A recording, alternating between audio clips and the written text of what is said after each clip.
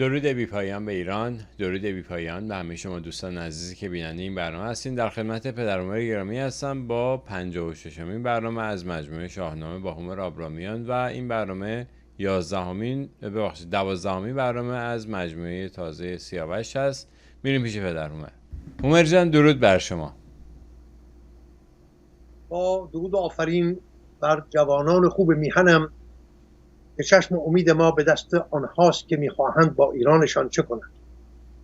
و با درود و آفرین بر تو افشین بسیار گرامی و با سپاس بیکران از سرپرستی و کارگزاران تلویزیون گردآفرید که در رساندن این سخن به گوش هم میهنان، به ویژه جوانان دانش‌پژوه و همه دیگر جویندگان دانش، از هیچ کوششی دریغ نمی‌ورزند.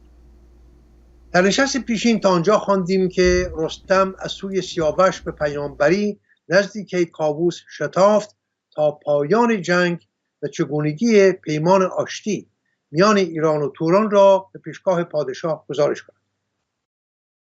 از این روی چون رستم شیرمرد بیامد بر شاه ایران چو گرد، به پیش اندر آمد به کش کرده دست، یعنی دست به سینه ایستاده، برآمد سپهبد ز جای نشست. بپرسید و بگرفتش اندر کنار، ز فرزند و از گردش روزگار. ز گردان و از رزم و کار سپاه، بدان تا چرا بازگشت او ز راه. یک کاووس در شگفت است که چرا رستم میدان جنگ را رها کرده و به نزد او آمده است. نخست از سیاوش زبان برگشاد، ستودش فراوان و نامه بداد. رستم در آغاز سخن به ستایش از اندیشه و گفتار و کردار سیاوش میپردازد و سپس نامه‌ای را که دبیر نوشته بود را به پادشاه میدهد. چون نامه بر او خواند فرخ دبیر، رخ شهریار جهان شد چو قیر.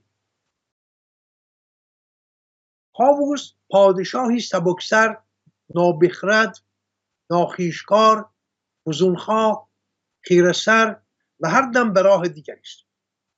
چون این فرمان روای نابخرد که به گفته رستم همه کارش از دیگری بدتر است، توان همراهی با جوان خویشکار و پیمانداری مانند سیاوش را ندارد. هیچ گونه همانندی، همسرشتی، همگوهری میان این پدر و پسر نیست. به رستم چنین گفت: گیرم که اوی جوان است و بد نارسیده بر او. نه آن که تو مرد جهان دیده ای، چو تو نیست اندر جهان سر به سر. به جنگ از تو جویند مردان هنر. ندیدی بدی های افراسیاب، که گم شد ز ما خورد و آرام خواب. مرا رفت بایست کردم درنگ، مرا بود با او سری پر ز جنگ. من خود می بایست به جنگ با افراسیاب می رفتم، تا به هیچ روی کار به آشتی نینجامد. ببینید، به هیچ روی خواهان آشتی نیست. نرفتم که گفتند از ایدر مرو، بمان تا بسیجد جهاندار نو. ولی رایزنان گفتند تو اینجا بمان تا این جهاندار نو که سیاوش است به جنگ با افراسیاب برود. ایدر یعنی همینجا. چو بادافره ایزدی خواست بود، سزاوار بدها بدی خواست بود. بادافره یا بادافره یعنی کیفر، سزا. میگوید افراسیاب بد کرد و سزای بدکرداری او آشتی نبود، جنگ بود. گفته خمینی: جنگ جنگ تا پیروزی. همیهنانم همانندی های بسیار میان خمینی گجستک و کیکاووس میتوان برشمرد. شاید یک روز این کار رو انجام بدهیم. شما را بدان مردری خواسته، بدان گونه بر شد دل آراسته. مردری همان است که به شیوه تازیان میگوییم میراث، و خواسته یعنی دارایی. میگوید شما توی رستم و سیاوش چشم به آن دارایی به جا مانده از مردگان بستید و از ارزش‌های برتر که جنگ و خونریزی است دست برداشتید. به مالی که بستود از بیگناه، یعنی افراسیاب مالی که بستود از بیگناه، بدینسان بپیچید سرتان زرا. این دارایی که افراسیاب به شما بخشید از آن خودش که نبود، از مردم بیگناه باج ستانده بود. شما با دریافت این گونه دارایی از راه درست که همان جنگ و خونریزی است سر پیچاندید. به صد ترک بیچاره بدنژاد که نام پدرشان ندارند یاد. ببینید پاره دوم این رج آینه است در برابر دو منش، دو شیوه برخورد. یکی برخورد خشم خونین درفش کیکاووس که نه جنگاوری است پیروزگر و نه پادشاهی است خردمند و دادگر. در هر جنگی که آغاز کرده سرانجام شکست خورده و پریشان روزگار دست به دامن رستم شده است، ولی هنوز هم دست از منش زشت خود بر نمی‌دارد. نسخه است کهن از خامنه‌ای امروز ما. منش دوم خود فردوسی است. در اینجا میبایست خشم و بیداد و دشنامگویی کیکاووس را گزارش کند، ولی به هیچ روی پا از گلیم ادب بیرون نمی‌دهد. بدترین واژگانی که از زبان کیکاووس پرخشم برای گروگانها که از خاندان افراسیاب و از خویشاوندان نزدیک او هستند میگوید: به صد ترک بیچاره بدنژاد که نام پدرشان ندارند یاد. ببینید این ادب و بزرگواری فردوسی زمانی بیشتر شناخته می شود که نگاهی به مثنوی معنوی سروده مولوی بلخی داشته باشیم. واژگانی که مولوی به کار برده است در نکوهش زنان، در نکوهش یهودیان، در خوار شمردن زندگی، آنگاه خواهیم دید که فردوسی به راستی خورشیدی است در سپهر فرهنگ ایران و جهان. همان از گروگان کی اندیشد او، یعنی او در اندیشه این گروگان ها نخواهد بود. همان پیش چشمش همان خاک کو. کاووس همه را به کیش خود پندارد. بر این باور است که افراسیاب کمترین بها به جان گروگان ها نخواهد. از دید کیکاووس گروگان ها همان اندازه در چشم افراسیاب بها دارند که خاک کوی و بازار، و تا اندازه زیادی هم درست میگوید. ما این درستی را هنگامی بهتر در میابیم که افراسیاب تبهکار اغریرث برادر نیکسرشت خود که اسیران ایرانی را آزاد کرده بود را به دست خود میکشد.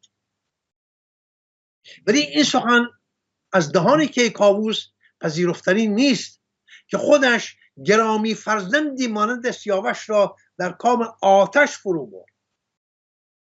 میخواهم بگویم که افراسیاب و کیکاووس هر دو از یک جنسند، از یک تبار. همان گونه که ضحاک و استالین و هیتلر و خمینی و خامنه‌ای از یک جنسند و از یک تبار. شما گر خرد را نبستید به کار، نه من سیرم از پیچش کارزار. این نابخردترین پادشاه در کارنامه ایران با رفتاری که به هیچ روی برازنده پادشاه نیست، رستم و سیاوش را که هر دو برخوردار از خرد ناب خداوندی اند نابخرد می‌داند و میگوید اگر شما نابخردانه پیمان آشتی با افراسیاب بستید، من نه آنم که به چنین پیمانی تن دهم. به نزد سیاوش فرستم کنون یکی مرد پردانش و پرفسون. با چنین سخنان ناسنجیده و دور از خرد و بسیار بیدادگرانه رستم را خوار می‌کند. به رستم میگوید تو برازنده چنین کارزار سرنوشت ساز نبودی. من نمیبایست تو را به همراه سیاوش میفرستادم. اکنون به جای تو یک مرد دانا و چاره‌گر به میدان خواهم فرستاد. بفرمایمش کاتشی کن بلند، به بند گران پای ترکان ببند.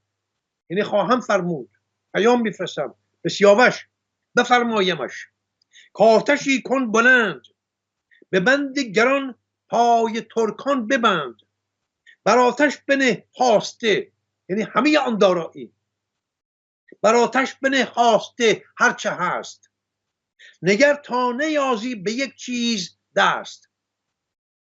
پس آن بستگان را بر من فرست، که سرشان بخواهم ز تنشان گسست.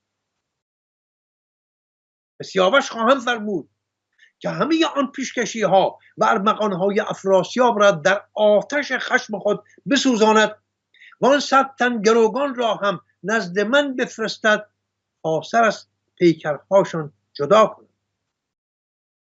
تو با لشکر خویش سر پر ز جنگ، برو تا به درگاه او بیدرنگ. همه دست بگشای تا یک سره، چو گرگ اندر آید به پیش بره. چو تو سازگیری به کین توختن، سپاهت کند پرده و سوختن. ببینید این پادشاه که بر جای بزرگان ایران نشسته است، خیره سرانه از پسر خود چه میخواهد؟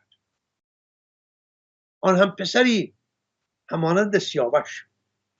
میگوید بینگر به پیمانی که به افراسیاب بسته ای، تو در کار کشتن و سوختن و تاختن باش و رزمندگان را فرمان بده در کار غارت و چپاول مردم. چون این ننگی را نه تنها سیاوش که هیچ یک از دیگر پهلوانان ایرانی هم بر خود هموار نخواهند کرد. این سخن وارون همه آموزه های فرهنگ ایران شهری و نشان دهنده این است که کیکاووس کمترین شناخت از این فرهنگ ندارد. همانندی بسیار شگفت‌انگیز میان استالین، هیتلر و خمینی و خامنه‌ای میتواند. این رو بارها گفتم و باز خواهم گفت. بباید به جنگ تو افراسیاب، بیاید به جنگ تو افراسیاب، چو گردد بر او ناخوش آرام و خواب. تهمتن بدو گفت که ای شهریار، دلت را بدین کار غمگین مدار.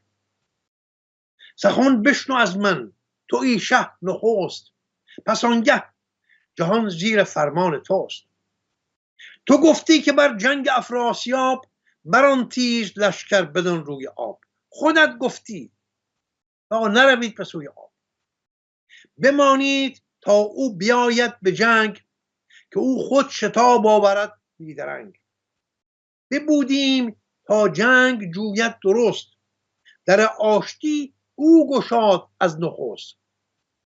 کسی کاشتی جوید و سور و بزم، نه نیکو بود تیز رفتن به رزم. این است پیام فرهنگ ایران. ببینید کسی کاشتی جوید و سور و بزم، نه نیکو بود تیز رفتن به رزم.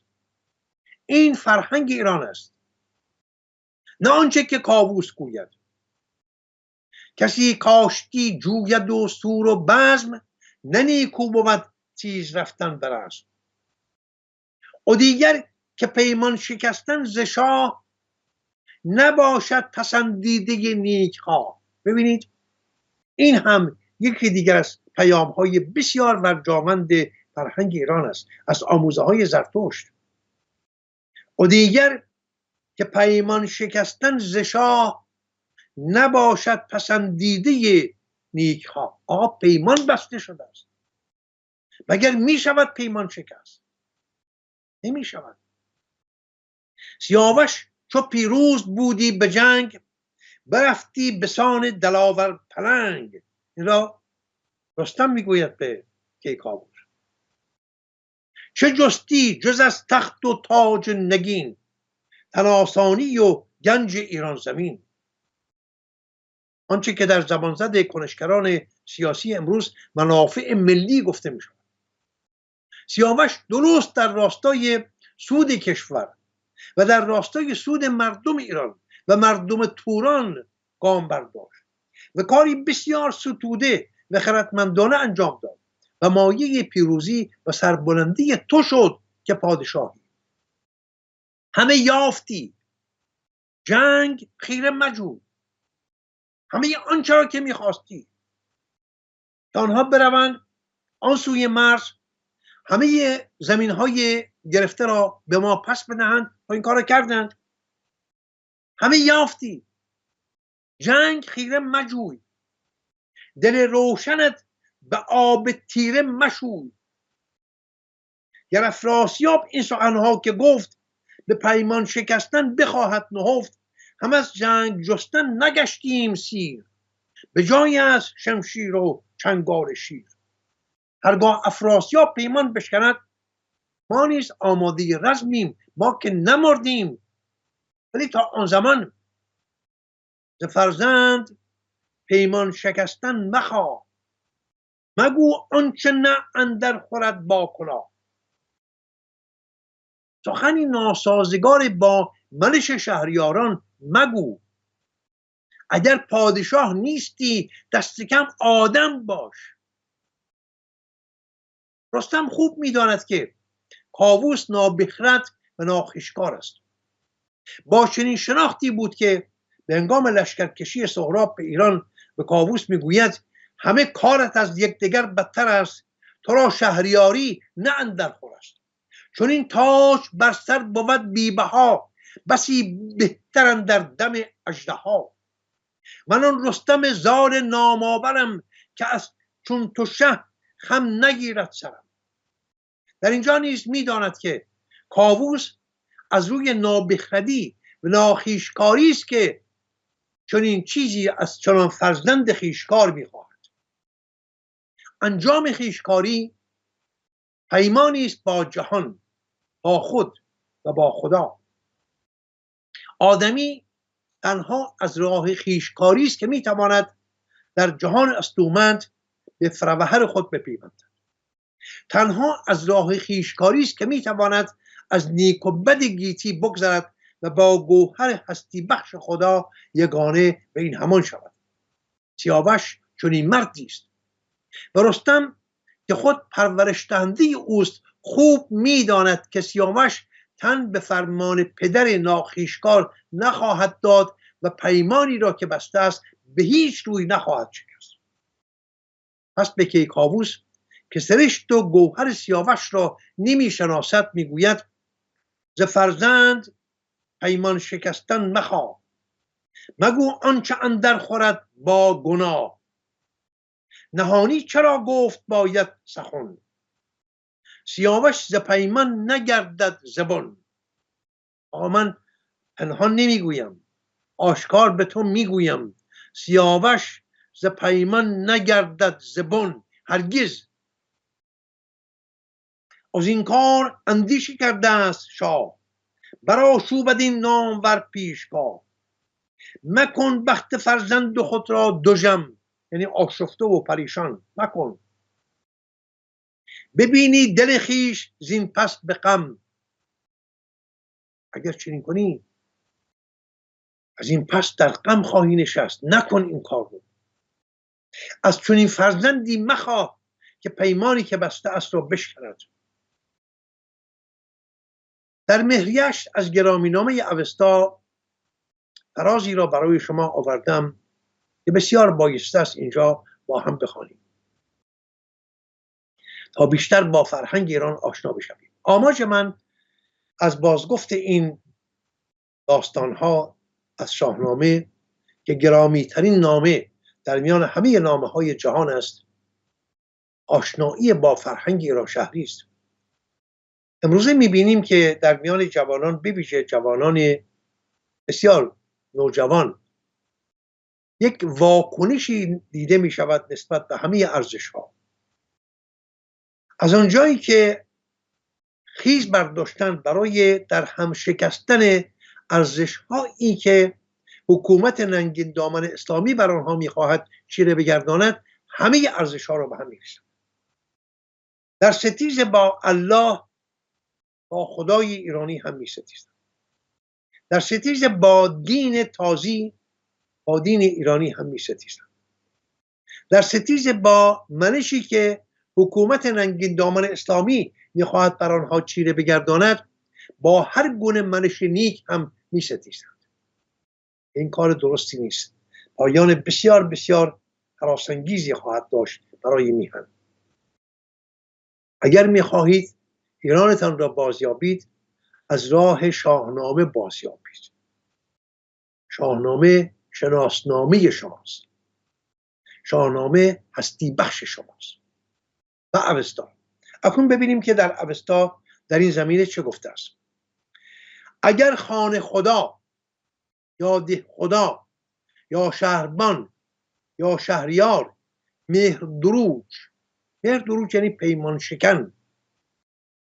شکن باشد، مهر، ایزد مهر، خشمگین و آزرده خانه و ده و شهر و کشور و بزرگان خانواده و سران روستا و سروران شهر و شهریار کشور را تباه کند. چه میگوید از این سخن؟ چه در میابید؟ یا پیمان مبند با کسی، یا پیمان که بستی هرگز به هیچ بهایی نمیتوانی آن پیمان بشکنی. پیش از بستن پیمان نیک بیندیش.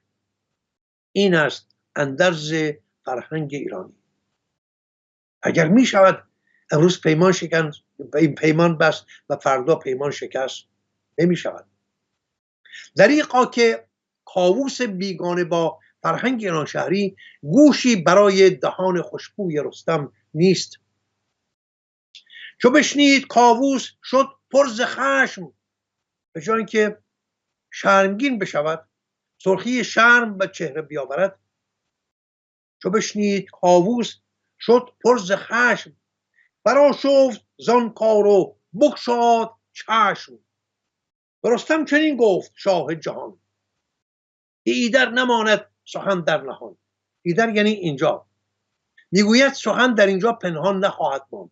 به زودی همگان خواهند دانست که این در سر او تو افکنده ای. گناهکار تویی. تو رستم او را چنین پرورانده ای. این سخن تو بر سر او افکنده ای. چنین بیخ کین از دلش کنده ای. این تویی که نگذاشتی او کینه بورزد. ببینید تا چه اندازه پستی و فرومایگی، تا چه اندازه دشمنیاری. دشمن در اینجا آن نیروهای اهریمنی است که کاووس با آن نیروی اهریمنی یاری میرساند در تباه کردن همه ارزش ها. تو او را به رامش و تناسایی و بیهودگی برانگیختی. تو از آغاز پرورش دهنده او بودی. اکنون هم در همین جنگ تو بودی که او را به رامش و تناسایی و بیهودگی برانگیختی تا پشت به میهن پشت به رزم کند، از میدان رزم بگریزد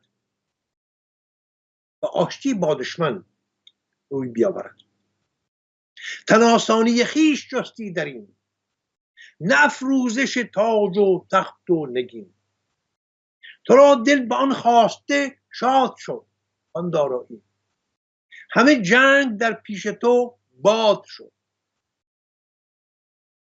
تو بودی که خیره سرانه به آن زر و سیمی که افراسیاب به پیشگاهتان آورد سرخوش شدی و پشت به ارزش‌های پهلوانی کردی و جنگ را خوار شمردی. پس تو ایدر بمان با سپهدار طوس، ببندد بر این کاربر پیل کوس. من اکنون یونی فرستم به بلخ، یکی نامه ای با سخنهای تلخ. سیاوش اگر سر ز فرمان من بپیچد، نیاید به پیمان من. به طوس سپهبد سپارد سپاه، خود و ویژگان باز گردد زرا. توس پسر نوذر سپهسالاری از جنس خود کیکاووس است. خودخواه، نابخرد و خیره سر. این هم یکی دیگر از شاهکارهای فردوسی که دوست و دشمن نمی‌شناسد، ایرانی و ان ایرانی نمی‌شناسد. نیکی هر کجا که باید ستوده می‌شود، نیکی را می‌ستاید، و بدی هر کجا که باشد او را می‌نکوهد. پادشاه ایران باشد می‌نکوهدش، پهلوان ایرانی باشد می‌نکوهدش، همچنان که در اینجا توس را با بارها و بارها سیلی در گوش توس می‌زند فردوسی بزرگ، همون گونه که سیلی در گوش کیکاووس می‌زند از زمان رستم. برای بزرگمردی مانند رستم بسیار دردناک است که پادشاه او را ناشایست و توس ناشایست را شایسته چنین کارزار سرنوشت‌ساز بپندارد. در دنباله سخن میگوید اگر سیاوش نخواهد فرمان من به کار گیرد، یعنی گروگانها را نزد من بفرستد و دست به کشتن و سوختن و ویران کردن و چاپیدن تورانیان بگشاید، باید هرچه زودتر میدان نبرد را رها کند و خانه بازگردد. آنگاه بباید زمن هرچه اندرخور است که او را چنین داوری در سر است. آنگاه من میدانم و با او چگونه رفتار کنم. رفتاری در خور یک سردار ناشایست. این آن کاری است که با سیاوش خواهم کرد. ولی تو نخواهم تو را زین سپس نیز یار، نخواهم که یازی سوی کارزار. ببینید به چه آسانی از یاد میبرد همه آنچه را که رستم و پدر بزرگ رستم برای همین کیکاووس و پدر بزرگ او کردند. نمک نشناس است. غمی گشت رستم به آواز گفت که گردون سر من بیارد نهفت. اگر توس جنگی تر از رستم است، چنان دان که رستم ز گیتی کم است.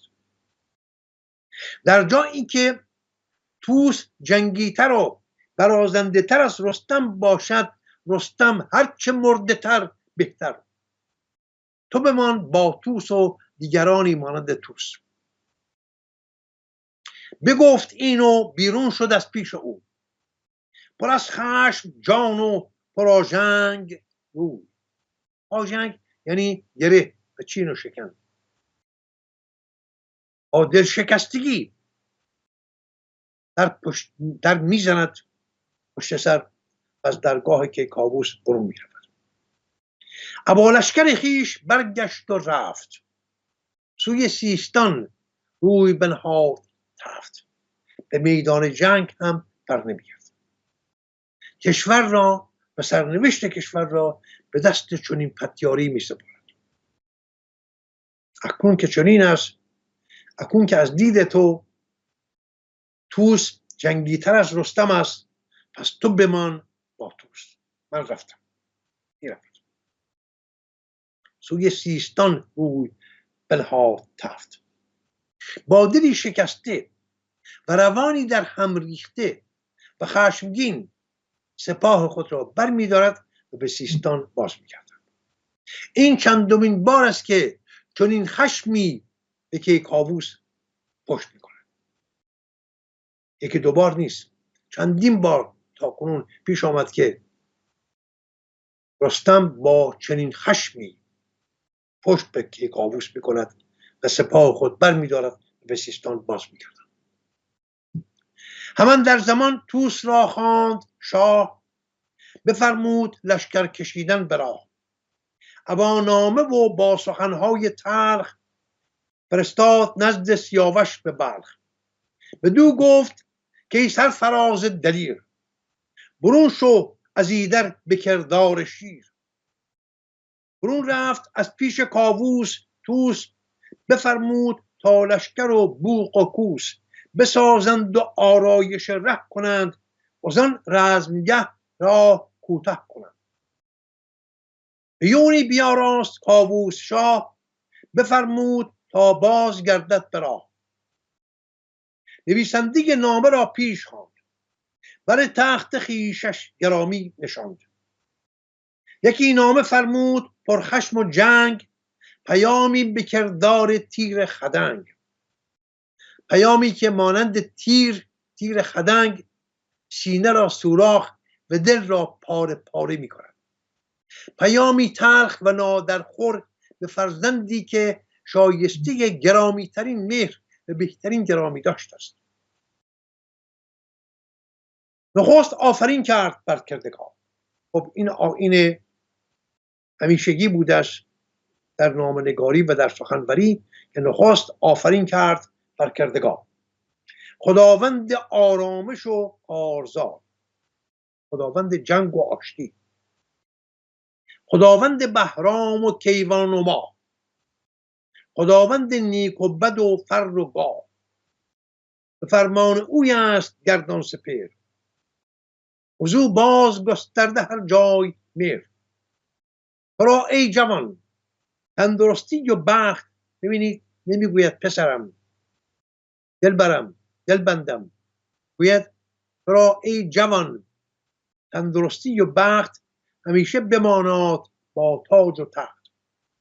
اگر بر دلت رای من تیره گشت، یعنی اگر رای و فرمان مرا دگرگون شدنی پنداشتی، سر از رزم جستن تو را خیره گشت.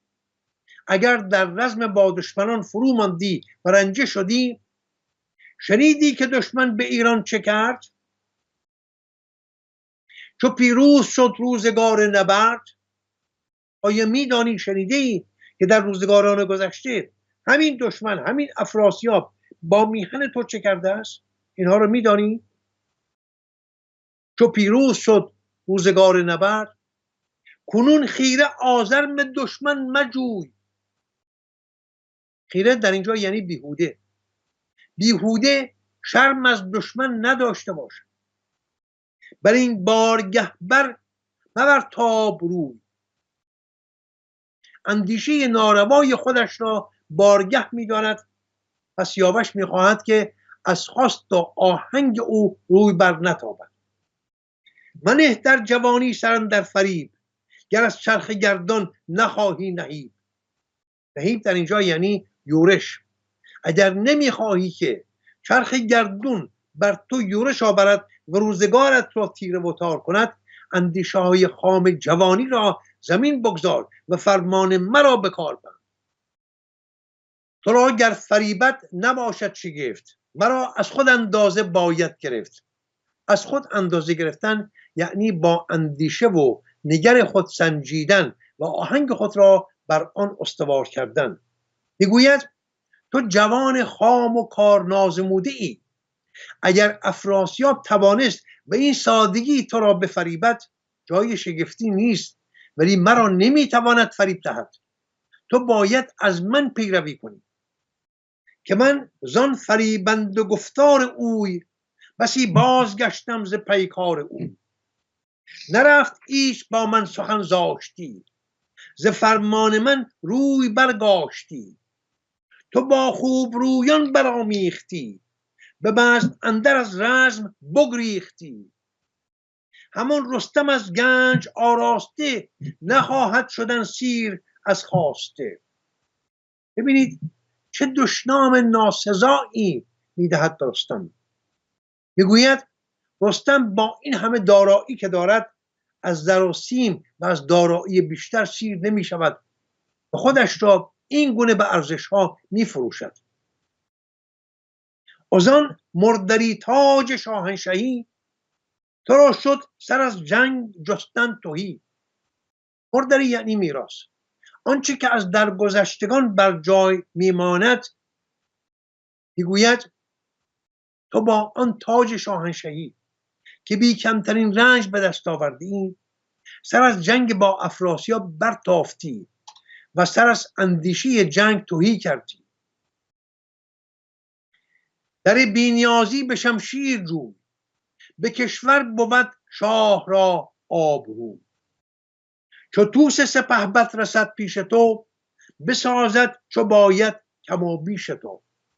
همان در زمان بار کن بر خران، گروگان که داری به بند گران. اکنون این نامه دریافتی، همه گروگان ها را نزد من بفرست. کیکاووس می‌داند که گروگان ها از خاندان پادشاهی و از خویشاوندان نزدیک افراسیابند. با این همه بی کمترین نگر و آیین جوانمردی که بی خبن فرهنگ ایران شهری است، از سیاوش می‌خواهد که آن 100 تن گروگان از خاندان پادشاهی را با خواری و زاری سوار بر خر کند و با خارداشت بسیار به پیشگاه کیکاووس بفرستد. نه سوار بر اسب، آنها را سوار بر خر کن پیش من بفرست. پرستار از او خواسته هرچه هست، به زودی مران را به درگه فرست. همه دارایی و پیشکارانی را که افراسیاب به تو داده است، همه را به نزد من بفرست. از این آشتی رای چرخ بلند، چنان است که آید به جانت گزند. آشتی با افراسیاب لغزش بسیار بزرگی بود، کاری وارون خواست سپهر.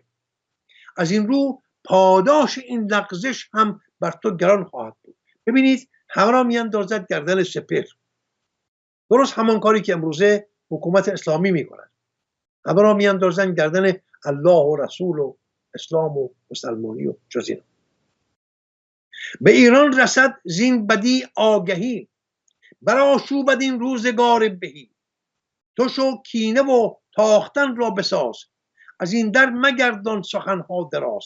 بیش از این با من سخن نگو، برو در پی جنگ. چو تو ساز جنگ و شبیخون کنی، ز خاک سیه رودها خون کنی. سپهبد سر اندر نیارد به خواب، بیاید به جنگ تو افراسیاب. اگر مهر داری بدان انجمن، نخواهی که خواند پیمان شکن. سپه توس را ده، تو خود بازگرد. ولی اگر فکر میکنی پیمانی که بستی نباید بشکنی، آنها تو را پیمان شکن خواهند گفت. بسیار خوب، تو سپاه را بسپار به توس، خود بازگرد بیا. نه ای مرد پرخاش روز نبرد. سپه توس را ده، تو خود بازگرد. نه ای مرد پرخاش روز نبرد. ببینید که سخن تا چه اندازه تلخ است. میگوید یا برو دریای خون به راه انداز، یا سپاه را به توس واگذار و خود به ایران بازگرد. تو مرد پیکار نه ای. نهادند برنامه بر مهر شاه، هیون پر در آورد و ببرید راه. چون نامه به نزد سیاوش رسید، بدان گونه گفتار ناخوش شنید. فرستاده را خواند و پرسید و جست، از او کرد یکسر سخنها درست. یعنی راستینگی سخنانی که در نامه نوشته شده بود را از فرستاده پرسید که آیا آنچه که در اینجا میخوانم درست است؟ آیا به راستی اینها سخنان پادشاه هست؟ باور نمی‌کنند. آنچنان این جوان پاک است، گوهرش پاک است، اندیشه‌اش پاک است، دلش پاک است که باور نمی‌کند، نمی‌باورد که پدر این سخنان را گفته باشد. از فرستاده میپرسد آیا به راستی آنچه که میخوانند درست است؟ بگفت آنچه با پیلتن رفته بود. فرستاده میگوید آری، با رستم هم چنین کرد. ز توس و ز کاووس کاشفته بود. فرستاده آنچه را که میان کاووس رستم گذشته بود با سیاوش در میان گذاشت. همه را گفت که کاووس با رستم چه کرد. سیاوش چو بشنید گفتار اوی، ز رستم غمی گشت و از کار اوی. ببینید مهری که میان سیاوش و رستم هست، نه تنها یک مهری است میان یک آموزگار و یک دانش آموز، بلکه مهری است میان پدر و فرزند. از کودکی به یاد داریم که از همون کودکی که سیاوش زاده شد، رستم به پیشگاه پادشاه رفت و گفت این کودک را هیچ کس در باریان تو شایستگی آن ندارند که او را بپرورانند. من او را دایگی خواهم کرد، او را به من بسپار. این رستم است که سیاوش را این گونه جوان مرد بار آورده است. پس سیاوش بیش از آن که در اندیشه سرنوشت بدشگون خود باشد در غم رستم است. ز کار پدر دل پراندیشه کرد، ز ترکان و از روزگار نبرد. همی گفت صد مرد گرد سوار، ز خویشان شاهی چنین نامدار.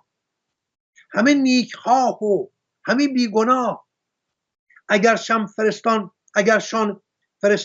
به نزدیک شاه. نپرسد نیندیشد از کارشون، همانگه کند زنده بردارشان. به نزدیک یزدان چه پوزش برم، بد آید ز کار پدر بر سرم. آقا 100 تن جوان مرد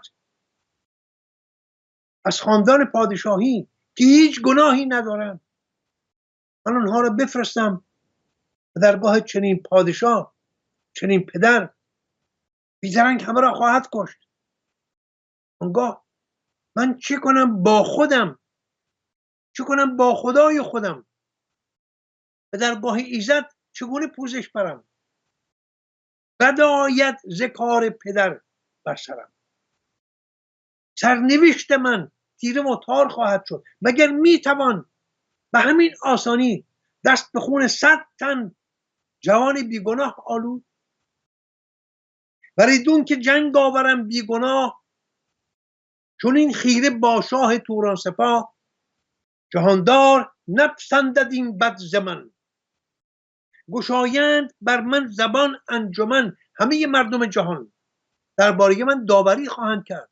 یا تو پیمان بستی، گفتی 100 گروگان بده، دادن، حالا فرستادی آنها رو کشتن.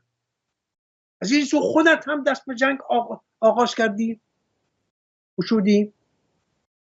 اگر بازگردم به درگاه شاه، به توس سپهبد سپارم سپاه. از او نیز هم بر سرم بد رسد، از توس.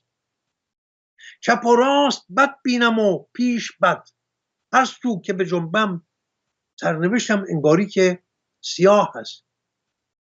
نیاید ز سودابه هم جز بدی، اگر بازگردم به خانه. نیاید ز سودابه هم جز بدی، ندانم چه خواهد بودن ایزدی. نمیدانم سرنوشت من چه خواهد بود. خب بسیار روشن است. نه تنها سیاوش، ما هم که خوانندگان داستان او هستیم میدانیم چه خواهد شد. اگر بخواهد 100 تن گروگان جوان و بیگناه را به پیشگاه پدر بفرستد، آن زشت‌خوی بیخرد همه را بردار خواهد کرد و این وارون منش پهلوانی و جوانمردی است که سیاوش سخت پایبند آن است. اگر بخواهد گروگانها را به افراسیاب پس دهد و جنگ از سر گیرد، این وارون پیمانی است که با افراسیاب بسته است. از این پس یاران، میخواهم به یاد یار بسیار گرانمایه از دست رفته جاویدنام استاد شاهرخ مسکوب فرازهایی از نوشتار بسیار ارزشمند او در سوگ سیاوش در جای جای داستان را برای شما بخوانم. فرازی از نوشته های او را در همین جا، در پیوند با همین جاستار با هم نگاه میکنیم. می نویسد: عمل به خویشکاری پیمانی است با جهان، با خود و با خدا. آنکه از خویشکاری در گیتی به فروهر خود پیوسته، از نیک و بد عالم امکان فرا گذشته و با خدا در وحدت است. سیاوش پسر کیکاووس، پسر کیقباد چنین مردی است. او در شمار راستانی است که هر چند یک بار می آیند تا این گیتی گرفتار را به سامان رستگار رسانند. سیاوش آزاده از آن کاملان است که به گوهر خود رسید. خویشکار است همچنان که با خدا و جهان نیز در هماهنگی شیفته‌وار است. مردی چنین نمیتواند به ضد خویشکاری برخیزد و پیمان بشود، زیرا مهر دل جنگاور نیرومند بازوان، ایزد روشنایی و پیمان، پیش از دمیدن خورشید برمی آید و با 1000 چشم همیشه بیدار و 1000 گوش نافریفتنی به سوی همه کشورها روانه می شود تا هر چرا که در زمین و آسمان می گذرد ببیند و پیمان شکنان و دروغ گویان را تباه کند. زیرا پیمان شکنان مایه ویرانی و دروغ گویان مایه تباهی سراسر کشورند. حتی پیمان با دروغ پرستان را نمیتوان و نباید شکست.